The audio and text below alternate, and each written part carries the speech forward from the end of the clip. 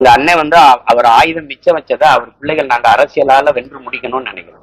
கையறு நிலையில் விடப்பட்ட தமிழ் சமூகத்துக்கு இருக்கிற கடைசி வாய்ப்பு அரசியல் விடுதலை தான் நாங்க உணர்ந்ததுனால உலக தமிழ் பேரின மக்கள் ஒன்றிணைந்து ஒரு அரசியல் பெருங்குடையாக மாறி அடக்கி ஒடிக்கப்பட்ட, ஏன்னா உலகத்தின் பெருமை மிக்க ஒரு இனம், எந்த வரலாற்று ஆய்வறிஞனும் இருக்கின்றது. எங்க தாத்தா காகிதம் இல்லத்து இந்தியாவின் ஆட்சி மொழி எதுவா வர வேணும்னு பேசும்போது ஒரு மூத்த மொழி தொன்மையான மொழிதான் வரணுங்கிற கோட்பாட்டை முன்வைக்கிறார். அப்போ ஒருத்தர் பேசுறாரு எழுந்து, இந்திய மொழிகளில் மிக மிக தொன்மையான மொழி பழமையான மொழி ஆட்சி மொழியாக வரணும்னா அது தமிழ் தான் வர வேண்டும். தமிழ் தான் இந்திய மொழிகளின் மிக தொன்மையான மொழி. இதை எந்த வரலாற்று ஆய்வறிஞனும் எந்த தொல்பொருள் ஆராய்ச்சியாளனும் மறுக்க இயலாதுன்னு பேசுறாரு. அப்ப அவ்வளவு பெரிய மூத்த இனம் நாங்க இன்னைக்கு இப்படி இருக்கிறோம்னா காரணம் என்னன்னு உங்களுக்கு தெரியும். இந்த சூழல்ல